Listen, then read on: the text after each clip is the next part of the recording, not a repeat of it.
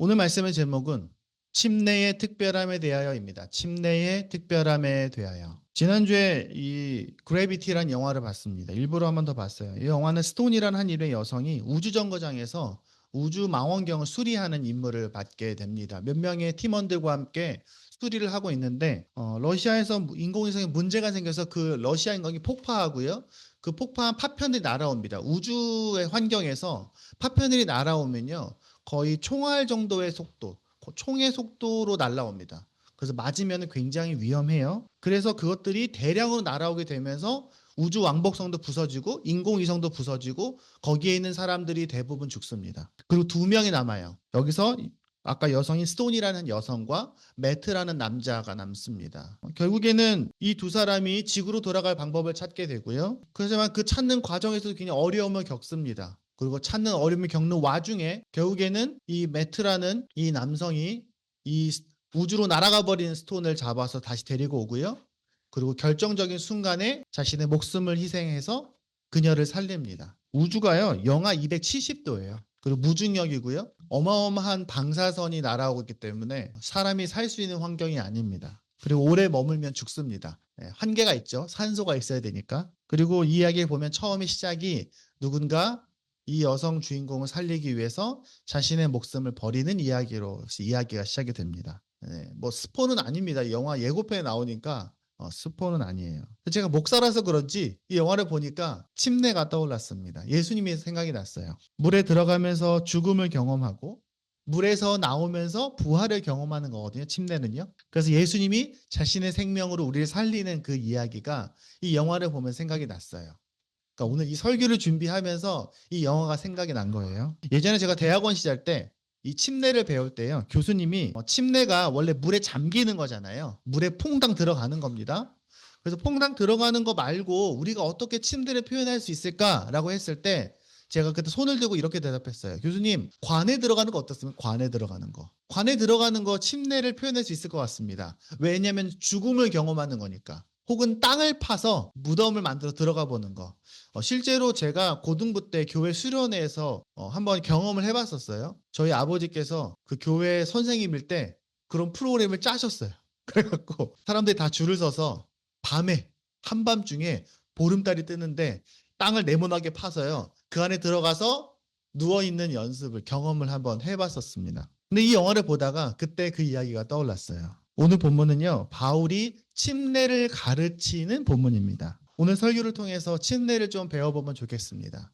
그리고 다시 한번 우리 아이들이 복음에 대해서 정리하는 시간이 되면 좋겠습니다. 자, 그러면 먼저 이 이야기를 하기 위해서 뭘 해야 되냐? 침례의 근거가 되는 복음에 대한 얘기를 해야 됩니다. 자, 오늘 얘기 종이 다 받으셨죠? 그리고 사람, 그리고 하나님 이렇게 쓰세요. 주 하나님이 땅의 흙으로 사람을 지으시고 그 코에 생명의 기운을 불어넣으시니 사람이 생명체가 되었다. 하나님이 세상을 창조하셨습니다. 제가 창조에 대한 내용은 예전에 다 얘기했습니다. 뭐 창조의 방식이 어떻든지 그것이 이 세상의 과학적 증거와 맞다 안 맞다 내용은 또 다른 중요한 내용이긴 하지만 하나님이 지금 이 세상이 우연히 만들어진 것이 아니라 하나님의 그 지혜와 능력 가운데 만들어졌다고 우리는 고백하는 겁니다. 그리고 사람을 만드셨습니다. 그리고 사람은 하나님이 그 코에 생명의 기운을 불어넣으셨습니다. 그게 뭐냐면 사람은 처음부터 하나님과 함께할 때에 완전하게 만드셨어요. 원래 처음부터 하나님과 이어져야 되게 만들었어요. 우리가 이 노트북이 아무리 훌륭해도 전원을 뽑으면 일정 시간 뒤에 죽는 것처럼 제가 사용해야 100% 능력을 활용하는 것처럼 사람은 하나님과 함께 이어져 있을 때 진짜 인생을 살게 만드셨어요. 근데 사람이 하나님을 거부하기 시작합니다. 사람은 모두 하나님을 거부한 채 태어납니다. 여러분이 이 땅에 살면서 수많은 죄를 짓잖아요. 거짓말을 하기도 하고 내 마음대로 살기도 하고 남을 미워할 수도 있고요. 그 모든 죄들이 쌓여서 우리의 정체성이 됩니다. 성경은 이렇게 써 있습니다. 오직 너희 죄악이 너희와 하나님 사이를 갈라놓았다. 너희 죄 때문에 주님께서 너희를 얼굴에 돌리셔서 너희의 말을 듣지 않으신 거다. 하나님이 능력이 없어서 사랑이 없어서 너희를 함께하지 못하는 것이 아니야. 하나님은 우리의 선택을 존중해 주시고 우리가 하나님을 거부하면 하나님 우리를 강제로 데려가지 않으십니다. 이제 펼치세요. 그리고 펼치면 그 가운데가 떨어져 있다는 걸 알게 될 겁니다. 그리고 이렇게 선을 그으세요.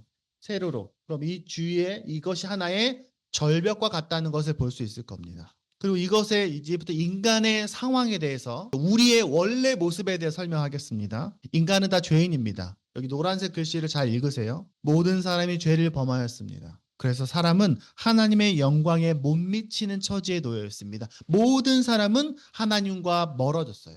모든 사람은 하나님과 갈라졌어요. 우리의 능력으로는 하나님께 갈 수 없습니다. 이해됩니까? 여러분이 죄인이라는 사실 인정합니까? 그래서 우리는 하나님과 멀어졌다고 성경이 말하는 거예요. 죄를 지어도 하나님과 이어져 있을 수 있지 않을까요? 아니요. 그건 우리가 이해하는 게 아니에요. 성경이 우리에게 선포하는 겁니다. 그리고 인간은 모두가 다 죽습니다. 그래서 인간에게 한계가 생긴 거예요. 로마서 말합니다. 죄의 싹슨, 죄의 결과는, 죄의 대가는 죽음이다. 인간은 그래서 다 죽게 만들어졌습니다. 여러분은 다 죽습니다. 우리는 이 땅에 태어나서 죄를 짓다가 죽게 되어 있다는 거예요. 그건 누구나 마찬가지예요. 대통령도 마찬가지고 아무리 위대한 성인도 마찬가지고 저도 마찬가지고 여러분도 마찬가지입니다. 그리고 죽고 난 다음에는 하나님이 질문하십니다. 너는 이 땅에서 완전하게 살았느냐? 성경에 이렇게 써 있습니다. 사람이 한 번 죽는 건 정해진 일이고 그 뒤에는 심판이 있습니다. 여러분이 죽일 때 하나님이 물어보실 거예요. 너는 완전했느냐? 너 완전한 인생을 살았어? 그래서 나랑 같이 이어져 있니? 왜? 하나님 완전하시니까 완전한 존재와만 이어져 있을 수 있거든요. 그때 누가 저는 완전했습니다 라고 대답하겠습니까? 이렇게 대답할 수 있겠죠. 저는 착한 일도 많이 했는데요. 여러분, 착한 일을 아무리 많이 한다고 해서 죄를 용서받을 수 있는 게 아니에요. 여러분, 착한 일을 많이 한 사람이 살인을 저지르면 살인죄가 용서됩니까? 그게 옳습니까? 아니죠. 모든 사람은 죽을 때 심판받게 되어 있습니다. 그리고 심판을 받아서 너 완전하지 않구나. 너 죄를 지었구나. 그럼 너 나랑 같이 할 수 없구나. 라고 말할 때 우리는 이젠 몸이 죽는 것을 떠나서 영혼마저도 하나님과 분리되게 됩니다. 요한계시록 이렇게 말합니다.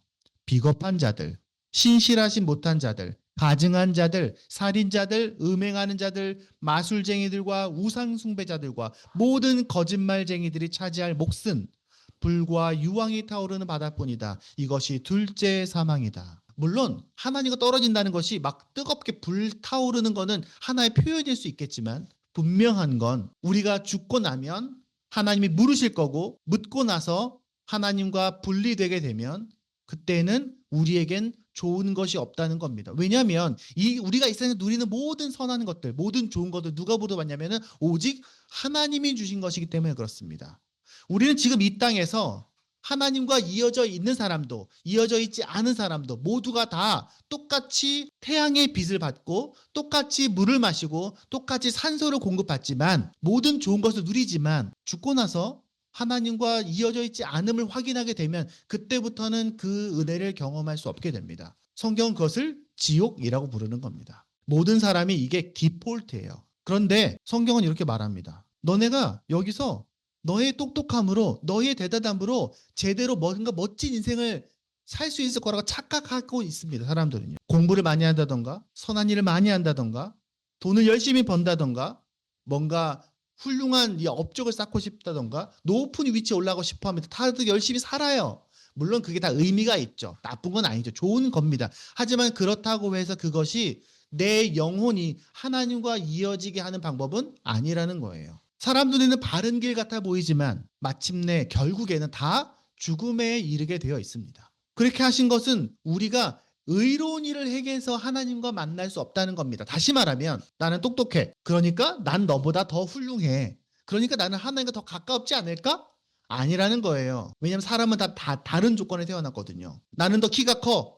나는 더 잘생겼어. 나는 더 부자야. 나는 더 능력이 뛰어나. 그렇다고 해서 이 사람이 삶이 성공했습니까? 난 더 열심히 살았어. 노력했어. 갓생을 살았어. 그러니까 나는 죽어서도 의미 있는 삶을 살았다고 말할 수 있을 거야. 아니라는 거예요. 우리의 인간의 인생은 다 똑같습니다. 하지만 하나님이 처음에 얘기했죠. 우리를 창조하시고 우리에게 하나님의 호흡을 넣으시고 내가 너희를 사랑한다고 말씀하셨어요. 그래서 하나님은 우리가 그렇게 되는 것을 원치 않으셨습니다. 그래서 하나님이 우리를 찾아오셨습니다. 아까 영화에서 그 여성이 우주로 날아가 버렸을 때 매트라는 그 우주 배타량이 날아가서 그 여성을 잡아온 것처럼 우리는 하나님께 갈 수 없지만 하나님이 우리를 찾아오셨습니다. 그래서 우리를 잡아주셨어요. 이렇게 말씀하십니다. 나는 길이요 진리요 생명이다.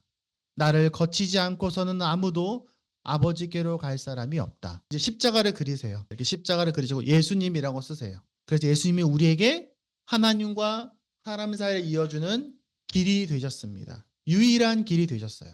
나를 믿으면 아버지께로 갈 수 있어 라고 말씀하신 겁니다. 이게 바로 2000년 전 예수님이 인간으로 이 땅에 오신 사건입니다. 그래서 이걸 뭐라고 예수님이 대속했다고 말합니다. 뭘요? 우리의 죄를 대속한 거예요. 죄인을 대속한 거. 대속이라는 말이 좀 어렵죠? 영어로 redemption입니다. 대자는 대신할 대. 속은 속밭의 속일자입니다. 이거는 죄를 면하기 위해서 큰 돈을 내거나 누군가 값을 대신 치러주는 것이 바로 대속입니다. 예를 들면은 내가 굉장히 큰 빚을 져서 감옥에 가야 돼. 근데 제 아내가 와서 그 돈을 대신 갚아주는 거예요. 만약에 제가 열대 매를 맞아야 돼. 그런데 누가 와서 제 대신 매를 맞아주는 겁니다. 실제로 우리나라도 대속이라는 개념이 있었어요. 우리나라 조선시대 때 양반 주인이 잘못해서 태형을 맞아야 될 때, 엉덩이를 맞아야 되는 그런 잘못을 저질렀을 때 종이 와서 대신 맞아주는 제도가 있었어요. 그걸 대속이라고 합니다. 외국도 마찬가지예요. 하나님 우리가 죄인이지만 우리가 아직 죄인이었을 때에 우리를 위해서 죽으셨습니다. 대속하신 거죠. 우리가 죽어야 되는데 내가 대신 죽을게 라고 하신 거예요. 이래서 하나님께서 우리에 대한 자기의 사랑을 확증하신 거, 보여주신 겁니다. 내가 너희를 얼마나 사랑하신지를 이걸 위해서 보여주신 거예요. 근데 이런 걸 질문할 수 있습니다. 아니 왜 예수님만 우리의 대속하실 수 있습니까? 왜 예수님만 믿어야 천국 갑니까? 왜 예수님만 하나님과 우리 사이를 이어줄 수 있습니까? 라는 질문을 많이 들을 거예요. 성경은 우리에게 분명하게 말합니다. 예수님이 유일하게 우리를 찾으신 하나님이시라는 것을 우리에게 말합니다. 성경에 이렇게 써 있습니다. 그리스도께서 죄를 사하시려고 한 번 죽으셨습니다. 하나님이시기 때문에 가능한 거예요. 그가 불의한 사람을 위해서 죽으신 겁니다. 예수님에게 세 가지 자격이 있어요. 예수님이 인간이셨어요. 인간으로 찾아오셨습니다. 그래서 우리를 대신할 수 있어요. 인간이셨으니까. 우리 지난주에 영화 봤죠? 킹 오브 킹스. 그 영화처럼 실제 인간으로 오셨어요. 2000년 전에. 예수님이라는 역사적인 이 사람이 있었다는 사실은 그 누구도 부인하지 않아요. 우리가 이걸 착각하면 안 됩니다. 모든 역사서들이 예수님이라는 사람이 있었다라는 것은 부인하지 않아요. 왜냐하면 너무 많은 기록이 있기 때문에. 하지만 그가 어떤 사람이었는가에 대해서는 평가가 있을 수 있겠지만, 그리고 예수님은 하나님이라고 했습니다. 하나님이 이 땅에 오신 거예요. 그래서 모든 일을 대신할 수 있는 겁니다. 용서할 수 있는 거예요. 그리고 하나님이자 동시에 인간이기 때문에 하나님과 사람 사이를 이어줄 수 있습니다. 예수님은 반인 반신이 아니에요. 완전한 사람이고 완전한 하나님인 거예요. 그래서 우리를 구원할 수 있는 유일한 분이신 겁니다. 이 땅에서. 그래서 성경은 이렇게 말합니다. 그럼 예수님이랑 우리랑 어떻게 이어지나요? 이렇게 말합니다.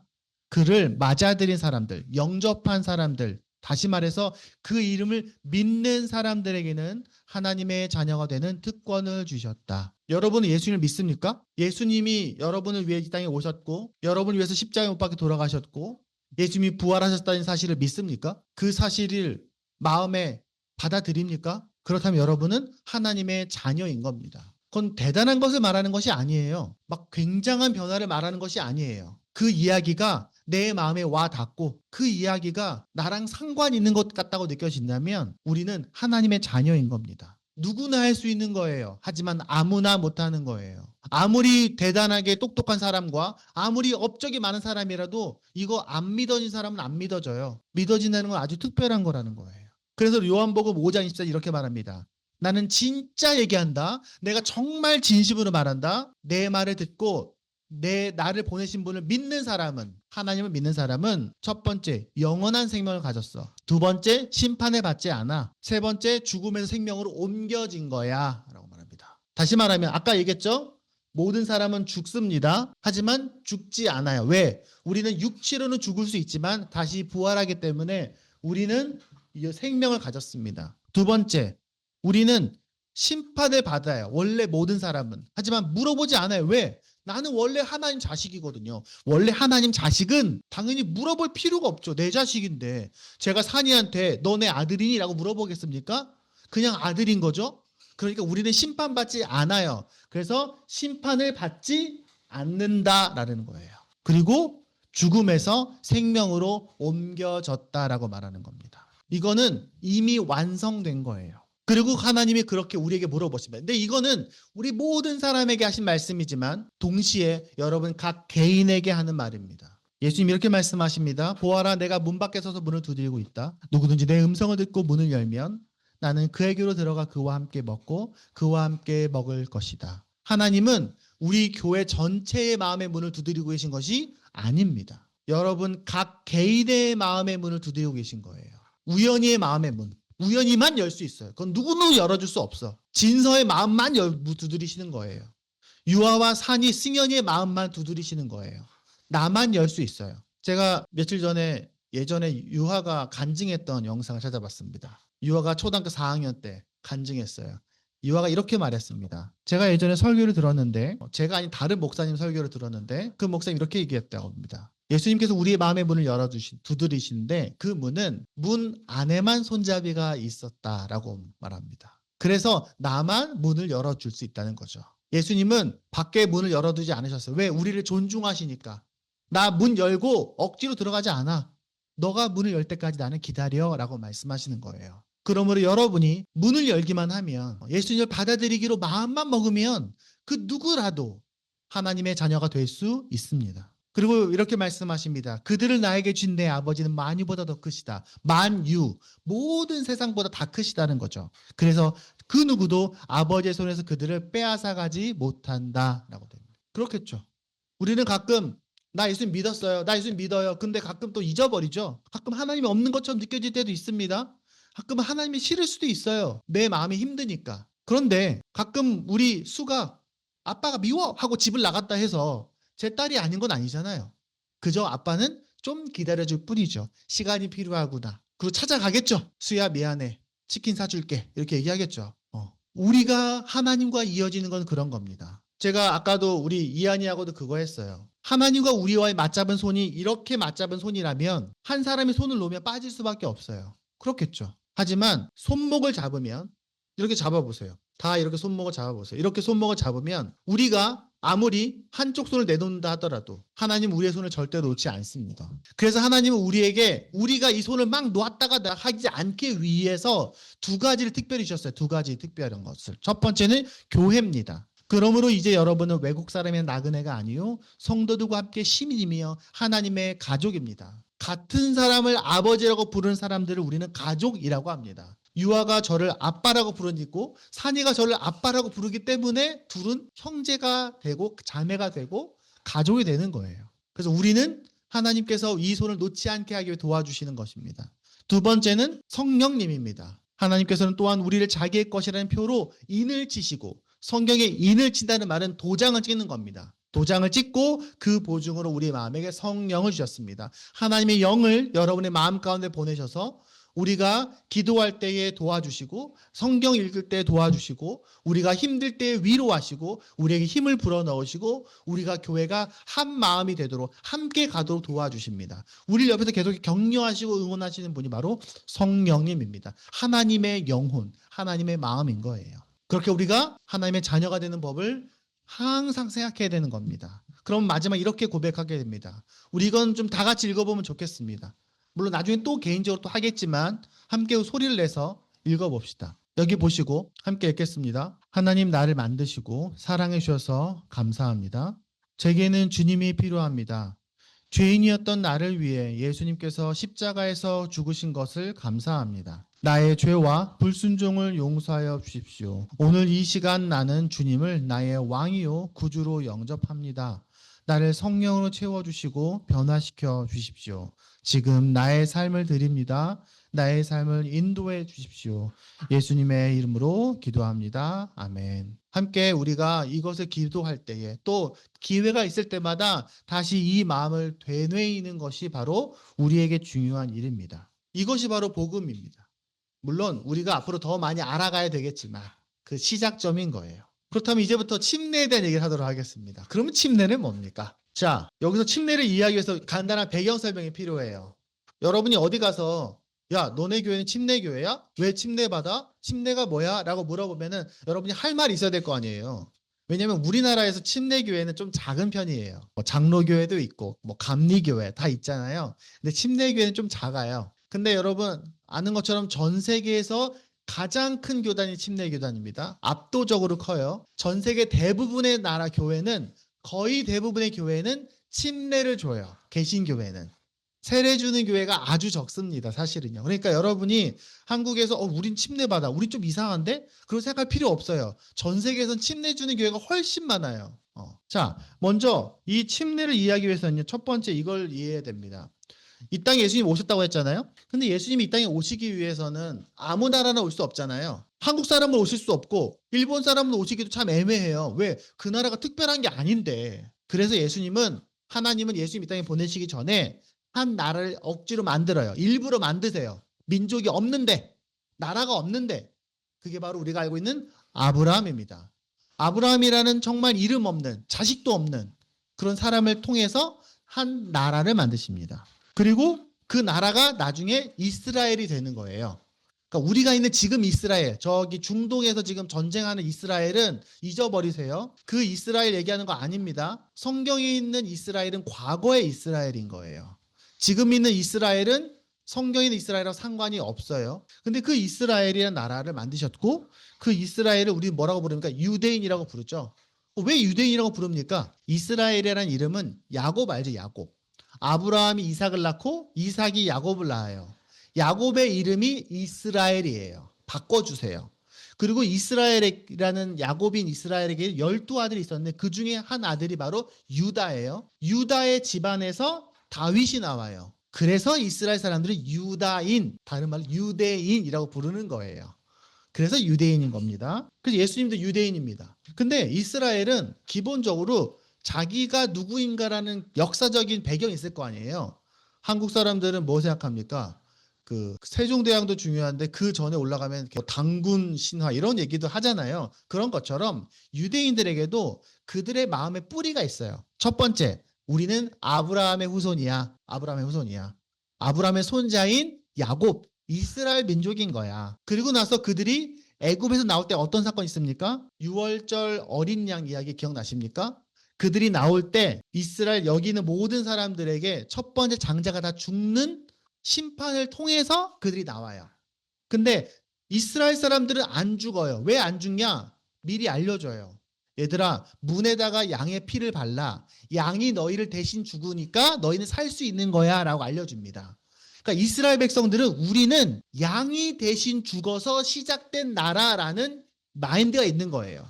우리는 아브라함의 후손이에요. 첫 번째. 두 번째, 양이 대신 죽어서 시작된 나라예요. 그리고 세 번째는 홍해를 지나가죠. 우리 홍해 이야기 기억나시죠? 하나님 홍해를 갈라주셔서 이스라엘에서 그걸 지나갑니다. 물속에 들어가서 원래는 죽어야 되는데 홍해에서 죽어야 되는데 하나님이 죽지 않고 살아나게 하신 나라, 이 세 가지가 그들 역사에서는 우리가 누구인가라는 거 세 가지 뿌린 거예요. 다시 말하면 우리는 아브라함의 후손이야. 두 번째, 어린 양이 우리를 대신 죽었어. 그리고 그렇기 때문에 하나님 우리를 물속에 빠져 죽지 않고 다시 살아나게 하신 민족이야. 이 세 가지가 이스라엘 전체의 핵심인 거예요. 자, 그러면 외국 사람이, 이방 사람이 저도 유대인 하고 싶어요 라는 사람이 있을 수 있겠죠. 지금은 안 그래요. 지금은 옛날에 구약 시대에 이방인들 중에 저도 유대인, 이스라엘 민족 하고 싶어요 라고 하려면은 세 가지 형식이 필요했어요. 첫 번째, 할례를 받았어요. 할례. 여성들은 막 남자들이 그 표피를 자르는 의식을 치릅니다. 아브라함이 그걸 처음 했거든요. 그래서 이 할례를 받음으로 나 아브라함의 민족 될게요 라고 말하는 겁니다. 두 번째, 제사를 드립니다. 제사 드려서 저도 그때의 아주 오래전에 어린 양이 죽어서 살아난 것처럼 저도 거기에 참여하겠습니다 라고 하는 거예요.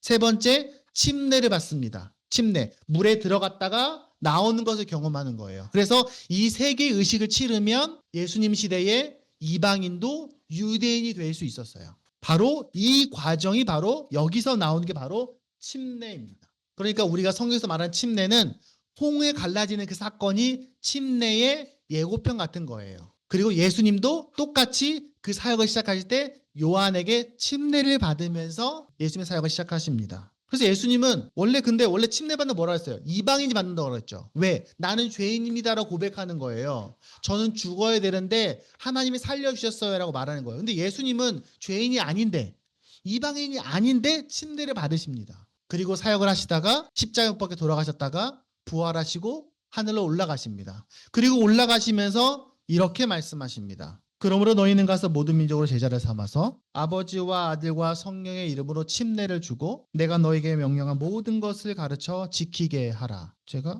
이거 순서가 없어졌네요. 예수님 마지막 유언이 두 가지인 거예요. 가서 침례를 줘라. 그리고 가르쳐라. 너희가 가서 제자를 삼는데 너희가 가서 사람들에게 침례를 주고 가르쳐. 이 두 가지가 예수님의 명령인 거예요.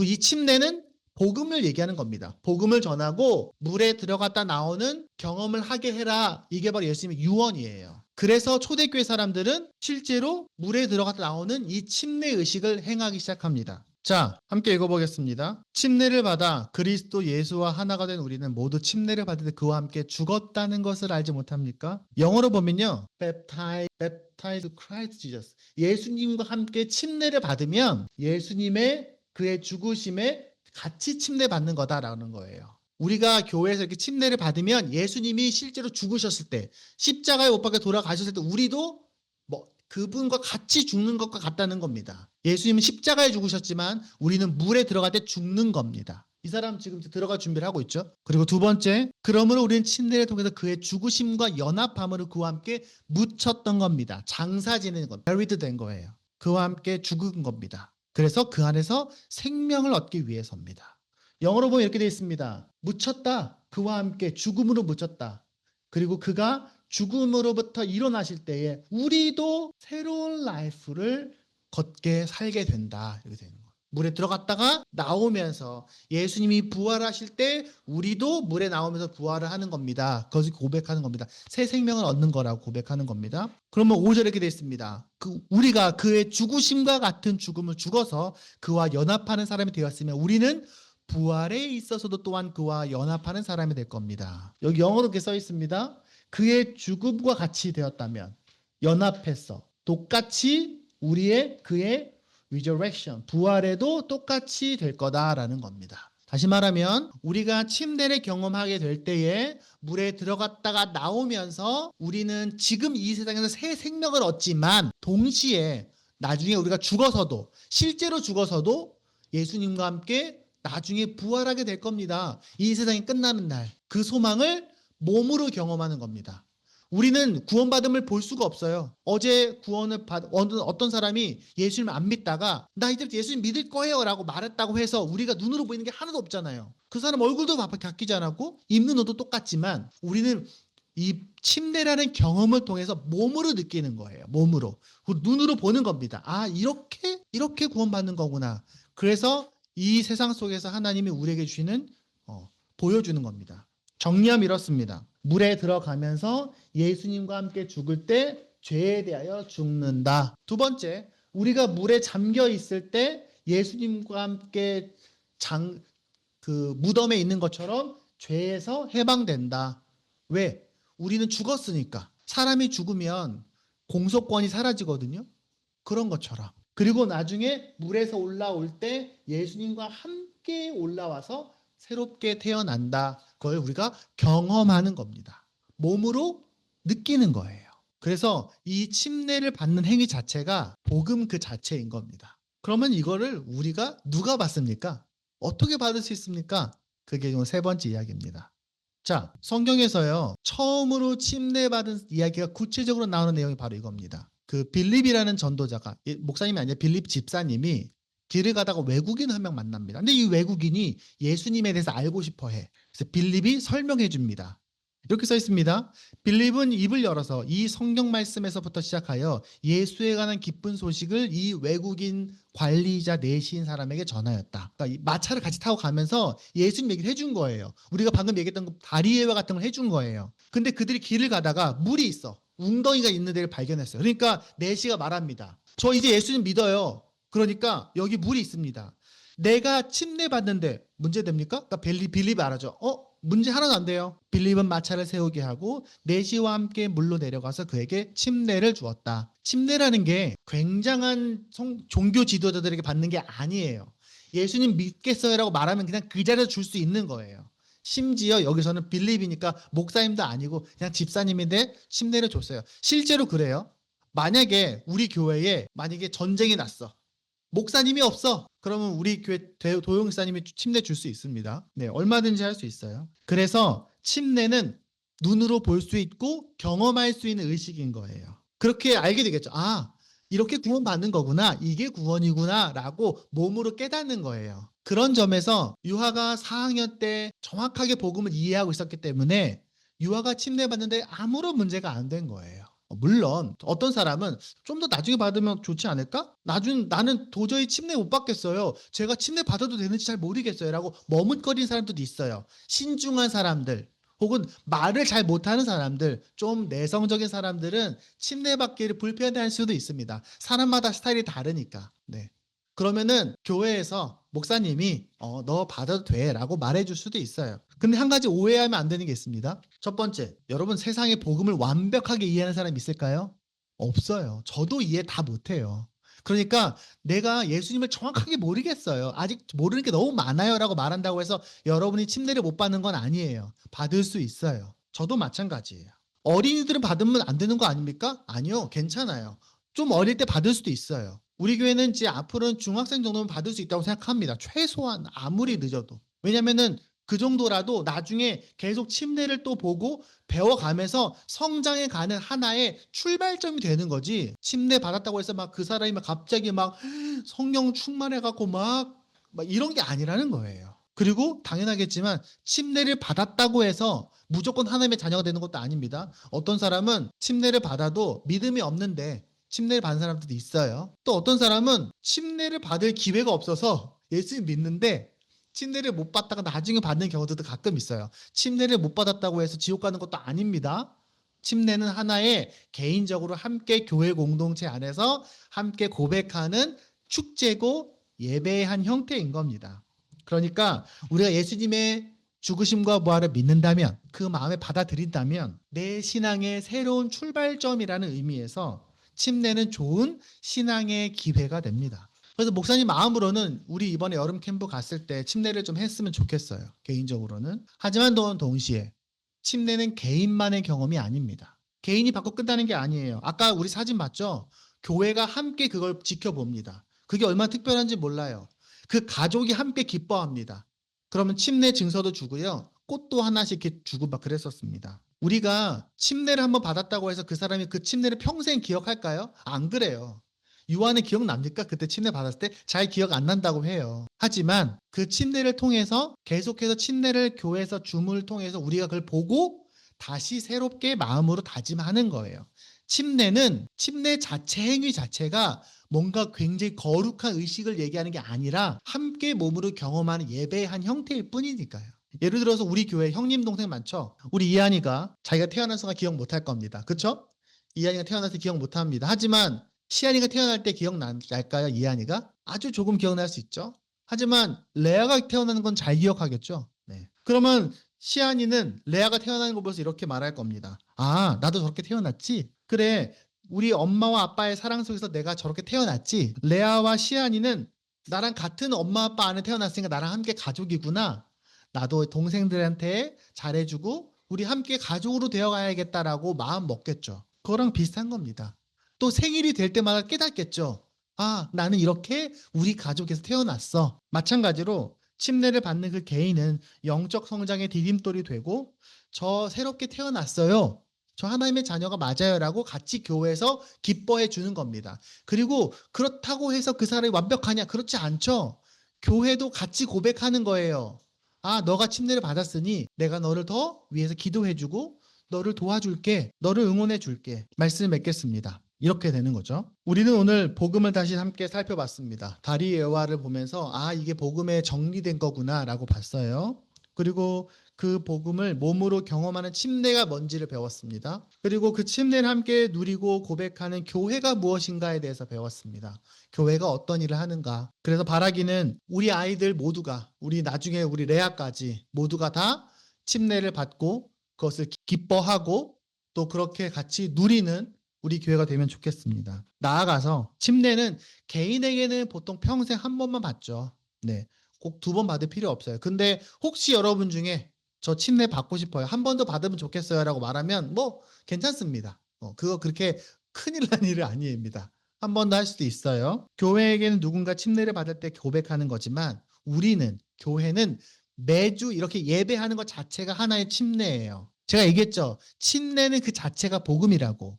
우리가 매주 예배할 때마다 우리는 그 침례를 다른 형태로 하나님께 고백하는 겁니다. 그리고 우리가 매일 아침 눈을 뜰 때마다 잠자고 일어날 때마다 아, 하나님 나에게 새로운 날을 주셨구나. 새로운 시작을 주셨구나. 라고 눈을 뜰 때마다 우리는 침례를 깨닫게 될 수 있습니다. 그러므로 침례 교회 공동체라는 말은 매일 아침 매주 한 주의 시작 때마다 함께 침례를 경험하고 그 기쁨을 누리는 공동체라는 겁니다. 그렇게 우리에게 새 생명을 주시는 그 복음을 고백하는 침례를, 그 침례를 함께 누리는 그런 우리 행복한 교회가 되기를 바랍니다. 함께 기도하겠습니다.